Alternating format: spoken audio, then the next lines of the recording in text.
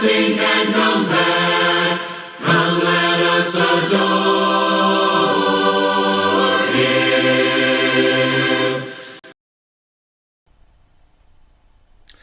Welcome to lesson number 2 in our study of the book of Daniel.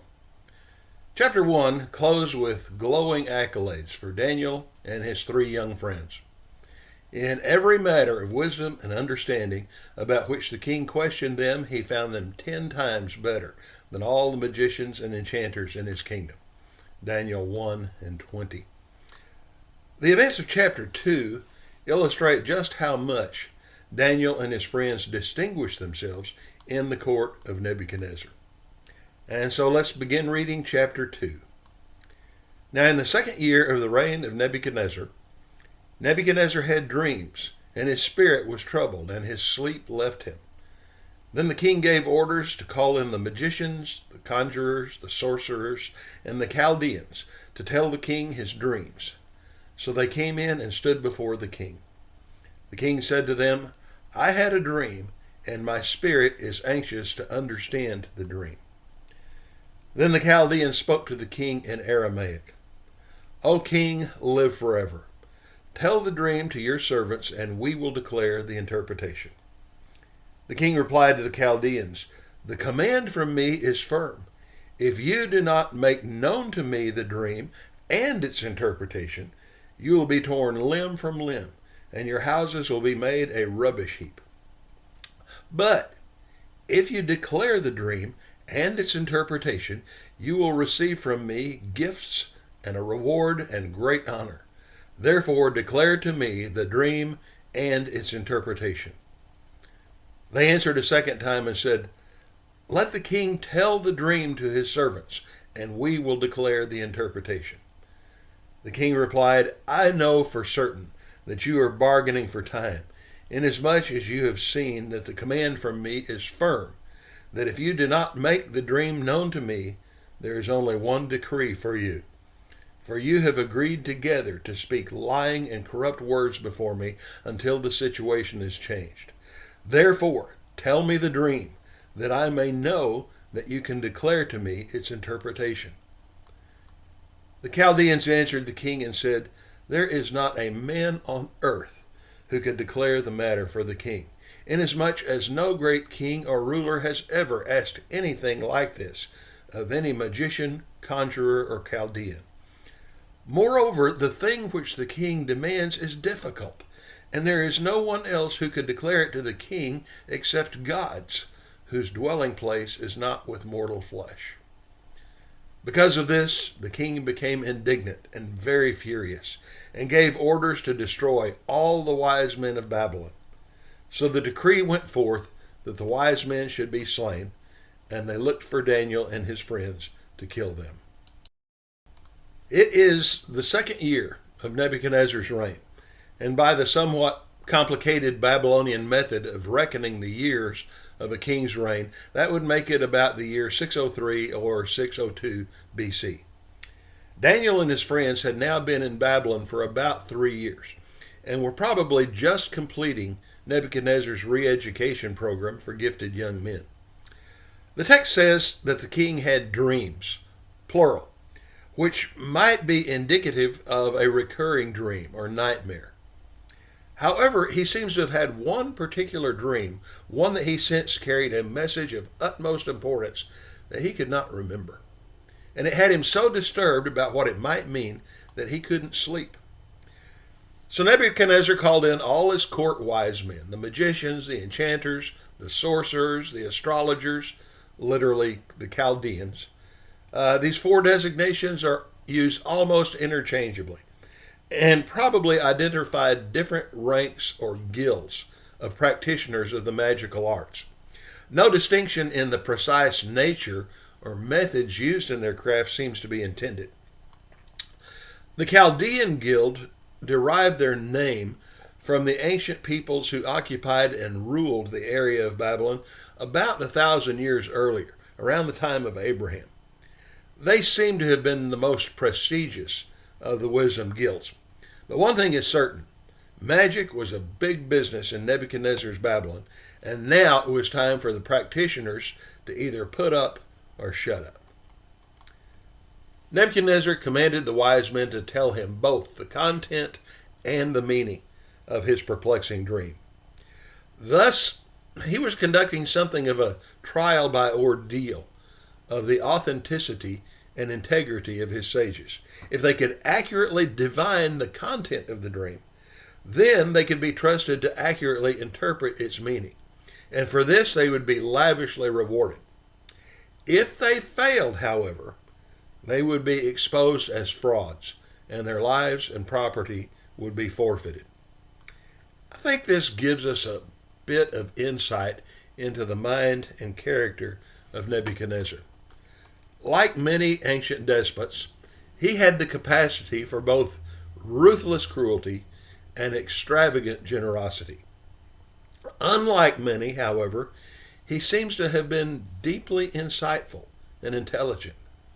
He could recognize who is giving him trustworthy counsel and who is playing him for a fool. In his own way, Nebuchadnezzar seems to have been a genuine searcher for truth. Well, when the wise men failed to divine the contents of Nebuchadnezzar's dream, the entire magician caste in Babylon was summarily sentenced to death. The role and status of Daniel, Hananiah, Mishael, and Azariah within the imperial bureaucracy at this particular time is unknown. But they were clearly not present when Nebuchadnezzar challenged the sages with his dream. More than likely, they were still in their training program and not yet in active service. But nevertheless, they were included in the group sentenced to death under the king's decree. Their first knowledge of the whole affair came when the officers came to arrest them. And at this point, Daniel went directly to Nebuchadnezzar, where he asked for and received time to interpret the dream. We pick up the reading in verse 14. Then Daniel replied with discretion and discernment to Arioch, the captain of the king's bodyguard, who had gone forth to slay the wise men of Babylon. He said to Arioch, the king's commander, "For what reason is the decree from the king so urgent?" Then Arioch informed Daniel about the matter. So Daniel went in and requested of the king that he would give him time in order that he might declare the interpretation to the king. Then Daniel went to his house and informed his friends, Hananiah, Mishael, and Azariah, about the matter, so that they might request compassion from the God of heaven concerning this mystery, so that Daniel and his friends would not be destroyed with the rest of the wise men of Babylon. The very fact that Daniel was able to gain an audience with the king at all was remarkable, because access to the royal presence was usually highly restricted. Even more remarkable was the fact that Daniel was actually granted the time he asked for, especially when we remember that Nebuchadnezzar had severely castigated the wise men for playing for time in verse 8. Perhaps Daniel's straightforward honesty made an impression on the king. At any rate, Daniel's first move upon leaving Nebuchadnezzar's throne room was to go to his three friends and share the matter with them. And together they prayed, begging God for mercy regarding the mystery in order that they might not be executed along with the rest of the wise men. And I think it's interesting that they prayed only for God's mercy and compassion, not specifying how they expected that compassion to be manifested. They didn't pray for the mystery to be revealed to them. They were completely open to God's sovereign will in the matter. Nevertheless, that very night, God revealed the mystery to Daniel. Then the mystery was revealed to Daniel in a night vision. Then Daniel blessed the God of heaven. Daniel said, "Let the name of God be blessed forever and ever, for wisdom and power belong to him. It is he who changes the times and the epochs. He removes kings and establishes kings. He gives wisdom to wise men and knowledge to men of understanding. It is he who reveals the profound and hidden things. He knows what is in the darkness, and the light dwells with him. To you, O God of my fathers, I give thanks and praise, for you have given me wisdom and power. Even now you have made known to me what we requested of you, for you have made known to us the king's matter. Therefore Daniel went in to Arioch, whom the king had appointed to destroy the wise men of Babylon. He went and spoke to him as follows: Do not destroy the wise men of Babylon. Take me into the king's presence, and I will declare the interpretation to the king. When the Old Testament was translated into Greek, the Aramaic word raz in verse 18 was translated by the Greek word mysterion, and that seems to have set a precedent for later Jewish apocalyptic literature, including the New Testament book of Revelation, in referring to God's hidden agenda in human history as mystery. Indeed, Daniel learned that the message of Nebuchadnezzar's dream concerned things which would happen in days to come. Verse 28. Upon receiving the interpretation of the mystery, Daniel broke out into lavish praise and thanksgiving to the God who had given him his wisdom and power and had answered his prayer. I want to draw your attention especially to verses 21 and 22 in Daniel's prayer. It is he who changes the time and the epochs. He removes kings and establishes kings. He gives wisdom to wise men and knowledge to men of understanding. It is he who reveals the profound and hidden things. He knows what is in the darkness, and the light dwells with him. These verses effectively sum up the theme of the entire book of Daniel. Whether it was Nebuchadnezzar at the present time, or Belshazzar or Darius later in the narrative, these powerful kings were going to learn firsthand that the real ruler of the world is God. He is the overseer of human history. He alone is powerful to raise up and tear down kings and nations. He alone knows the future, and he reveals it only when it serves his own divine purposes, and he reveals it only through the people of his own choosing. It's a truth well worth remembering in our own chaotic and sinful world today. After his prayer, Daniel went to Arioch, the military commander in charge of the execution of the wise men, and made two requests. First, he requested that he would delay implementing the execution of the wise men, anticipating, of course, a rescinding of the king's decree. And second, he requested that he would arrange a second audience for Daniel with Nebuchadnezzar so that he might interpret the dream for him.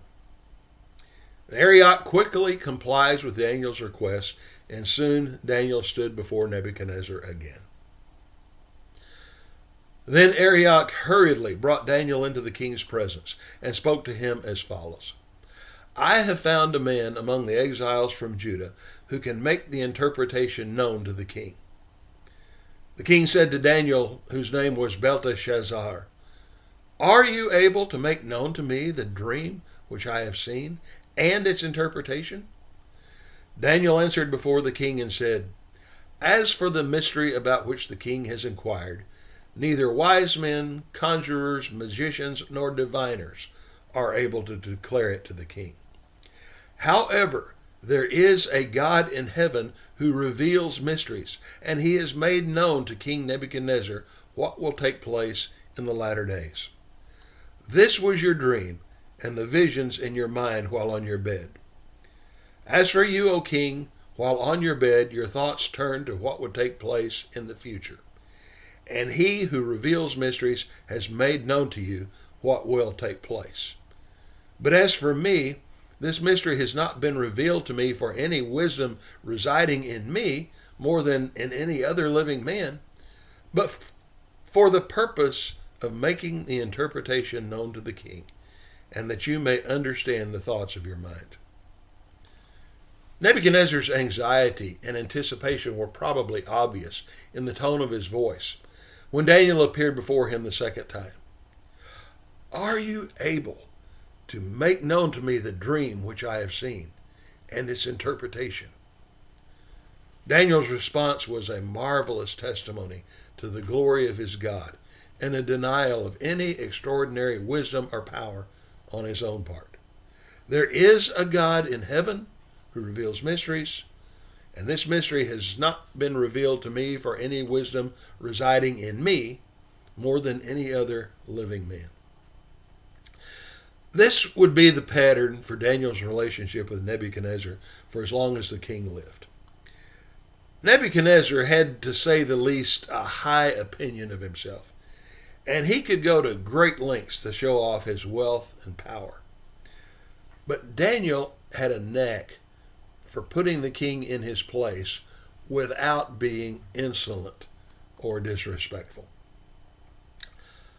So after his clear disclaimer of any supernatural knowledge or wisdom of his own, Daniel was ready to reveal the king's dream and its meaning. You, O king, were looking, and behold, there was a single great statue. That statue, which was large and of extraordinary splendor, was standing in front of you, and its appearance was awesome. The head of that statue was made of fine gold, its breast and its arms of silver, its belly and its thighs of bronze, its legs of iron, its feet partly of iron and partly of clay. You continued looking until a stone was cut out without hands, and it struck the statue on its feet of iron and clay and crushed them.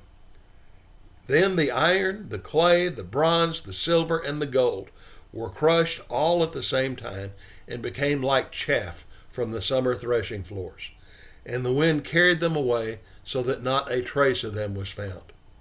But the stone that struck the statue became a great mountain and filled the whole earth. This was the dream. Now we will tell its interpretation before the king. You, O king, are the King of kings, to whom the God of heaven has given the kingdom, the power, the strength, and the glory. And wherever the sons of men dwell, or the beasts of the field, or the birds of the sky, he has given them into your hand, and has caused you to rule over them all. You are the head of gold. After you there will arise another kingdom inferior to you. Then another third kingdom of bronze, which will rule over all the earth. Then there will be a fourth kingdom, as strong as iron. Inasmuch as iron crushes and shatters all things, so like iron that breaks in pieces, it will crush and break all these in pieces. In that you saw the feet and toes, partly of potter's clay and partly of iron, it will be a divided kingdom. But it will have in it the toughness of iron, inasmuch as you saw the iron mixed with common clay. As the toes of the feet were partly of iron and partly of pottery, so some of the kingdom will be strong, and part of it will be brittle. And in that you saw the iron mixed with common clay, they will combine with one another in the seed of men, but they will not adhere to one another, even as iron does not combine with pottery. In the days of those kings, the God of heaven will set up a kingdom which will never be destroyed, and that kingdom will not be left for another people. It will crush and put an end to all these kingdoms, but it will itself endure forever. Inasmuch as you saw that a stone was cut out of the mountain without hands, and that it crushed the iron, the bronze, the clay, the silver, and the gold, the great God has made known to the king what will take place in the future. So the dream is true, and its interpretation is trustworthy. The historical counterparts of the kings and or kingdoms associated with the various parts of the image in Nebuchadnezzar's dream, as well as the identity of the rock which destroyed the image, have been discussed and disputed for ages. And many an interpreter has wanted to see events of their own day as being the fulfillment of parts of Daniel's visions and prophecies, and usually for self-serving or nationalistic reasons. After the death of the Holy Roman Emperor Frederick Barbarossa in AD 1190, Some German churchmen anticipated Frederick's return as the emperor of the last days. They identified Germany with the stone cut without hands, and the future Frederick would restore her to the position of supremacy which God had always intended for her. The four world empires of Nebuchadnezzar's dream, destined to be destroyed by Germany, were identified as England, France, Spain, and Italy. Well, the real focus of the dream is not the fortunes of any earthly nation or king, but the outworking of the plan of God in human history leading up to the establishment of his kingdom among men. The first empire represented in the dream is clearly Babylon. Daniel himself says as much in verse 38. The last empire is the one which would be in power when God enters human history to establish his everlasting kingdom, which will ultimately supplant all other human power and authority. That kingdom was established in Jerusalem on the day of Pentecost, about AD 30. We see that in Acts chapter 2. The dominant world empire at that time was Rome. So with this information in hand, we can fairly easily reconstruct the historical counterparts of the components of Nebuchadnezzar's image. The head of gold is the Babylonian Empire. The chest and arms of silver are the Medo-Persian Empire. The belly and thighs of bronze represent the Greek empires of Alexander the Great and his successors. And the legs of iron, including the feet and toes of iron and clay, are the Roman Empire. This is the only interpretation of the dream that is consistent with the theological message of this book. Nebuchadnezzar's dream carried two important messages. First, there was a message for Nebuchadnezzar himself. Although he is the self-styled King of Kings, as we see in verse 37, it is the God of heaven who has given him his dominion and power. That dominion and power can and will be taken back and given to someone else in God's own good time. Moreover, the day is coming when God will establish his own kingdom among men. And when it is fully consummated, all human power will be rendered obsolete and destroyed.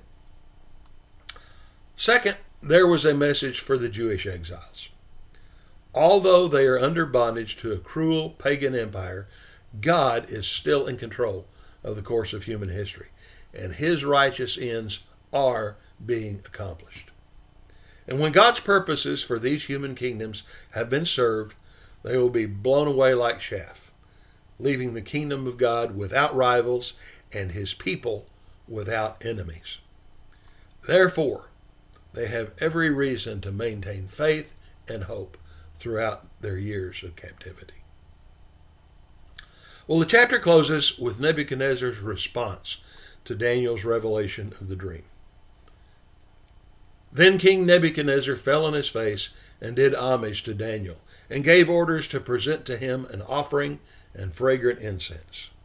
The king answered Daniel and said, "Surely your God is a God of gods, and a Lord of kings, and a revealer of mysteries, since you have been able to reveal this mystery."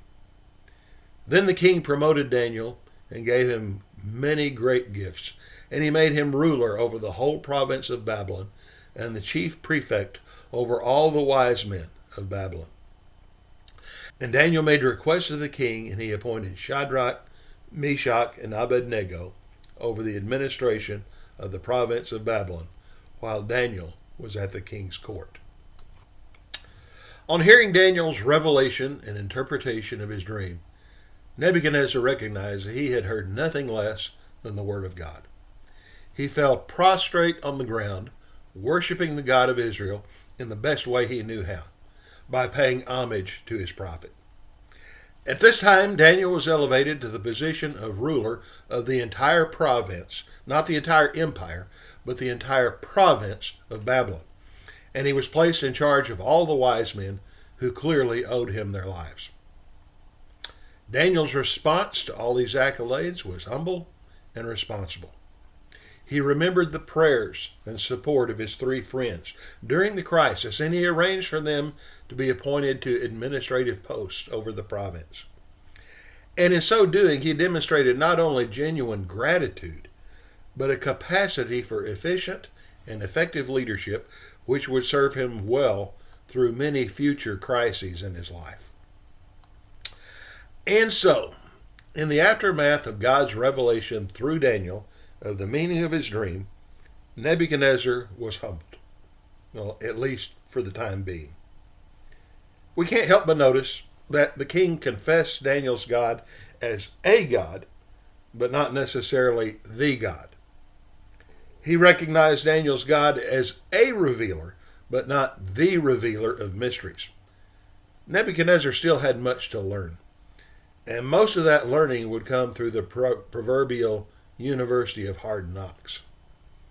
In our next lesson, we'll see the next step in Nebuchadnezzar's continuing education and the absolute sovereignty of the God of Daniel, Shadrach, Meshach, and Abednego. You will reign.